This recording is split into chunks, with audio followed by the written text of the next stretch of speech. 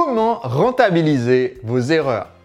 Bonjour, je suis Sébastien Naik, le marketeur français, et chaque lundi, je partage avec vous les lectures de l'entrepreneur libre, c'est-à-dire des pépites issues de l'un des 500 meilleurs livres de développement personnel, marketing et développement professionnel que j'ai lu au cours des 10 dernières années. Aujourd'hui, j'aimerais partager avec vous une technique contre-intuitive qui vous permet de rendre vos erreurs plus rentables. Je me suis rendu compte de la nécessité de cette technique quand, au cours des dernières années, je me suis rendu compte plusieurs fois consécutives qu'en participant à des conférences ou en organisant mes propres séminaires, j'avais des gens qui venaient me voir en me disant « Salut Sébastien, j'ai adoré te voir en chair et en os parce que… quand j'avais regardé tes vidéos, ça n'avait pas donné une bonne impression, mais maintenant que je t'ai rencontré, je trouve qu'en fait, tu es un mec sympa. » Alors je me suis dit, bon, j'ai peut-être un problème si le fait de regarder mes vidéos fait que les gens trouvent que, fait que les gens ne m'aiment pas et que même que quand ils me rencontrent en chair et en os, c'est peut-être un problème. Pourquoi? Parce que je ne vais pas rencontrer tous les 110 000 abonnés de ma liste en chair et en os et peut-être qu'il y a quelque chose à revoir dans cette communication en vidéo, dans les audios, dans les podcasts. Mais j'avais du mal à mettre le doigt sur qu'est-ce qui posait réellement problème. Je pense pas être trop insultant ou négatif dans mes vidéos. Je pense pas dans mes vidéos avoir des valeurs qui choquent les gens et leur font dire mais ce mec-là, il est suspect. Donc j'avais un petit peu de mal à mettre le doigt dessus jusqu'à ce que ces discussions révèlent ce qui n'allait pas dans les vidéos en question. Et c'est quelque chose qu'on me rappelle régulièrement parce que j'oublie régulièrement ce problème. Le problème est le suivant, c'est que soit dans les vidéos, dans la forme, mais aussi dans le fond et comment je communique, j'ai tendance quelquefois à faire, entre guillemets, trop parfait.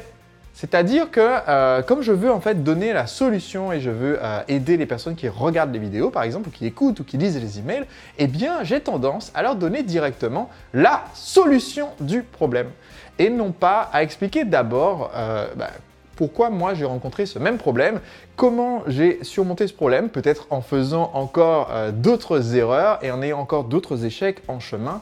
Et donc comme j'ai tendance à oublier cette partie-là, j'ai tendance à tout de suite donner la solution en tant qu'expert et c'est ce qui crée entre guillemets une déconnexion pour certaines personnes. Et c'est un point qui est abordé en détail dans un excellent livre que je vous recommande qui s'intitule Expert Secrets. C'est un livre de Russell Brunson, célèbre marketeur américain, qui en fait dans ce livre explique comment vous pouvez vous faire connaître si vous avez une expertise et que vous voulez en faire votre activité. Alors ce livre est, on va dire, plus spécifiquement dédié aux infopreneurs, si vous vendez de l'information sous la forme de livres, de conférences, de séminaires, de vidéos. Mais en fait, la très grande majorité des conseils de ce livre s'appliquent aussi à tout type d'entreprise. Donc, il y a un concept important dans Expert Secrets que Russell appelle The Epiphany Bridge. Qu'est-ce que ça veut dire? Ça veut dire le pont de la révélation. Et pourquoi est-ce que Russell parle de créer un pont de la révélation? Il explique qu'en fait, quand nous sommes devenus un expert de notre sujet, de notre problématique, si vous êtes naturopathe, un expert de la santé au naturel, si vous êtes coach amoureux, eh bien vous êtes devenu un expert de ces relations entre personnes.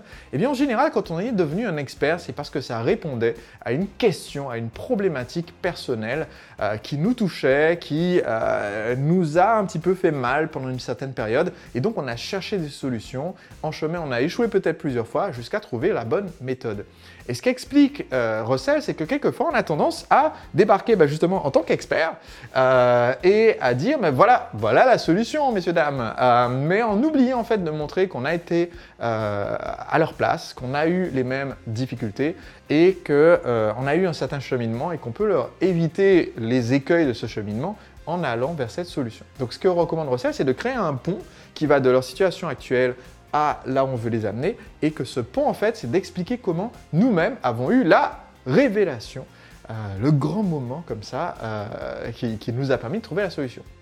Et pour moi, c'est un point important. Alors, il y a beaucoup d'excellentes techniques de marketing dans le livre de Russell, mais c'est ce point-là qui est un des points clés en fait pour avoir une communication qui soit plus accessible pour les personnes qui n'en sont pas encore à la destination, mais qui en rêvent, et qui leur permet de se rendre compte que c'est possible.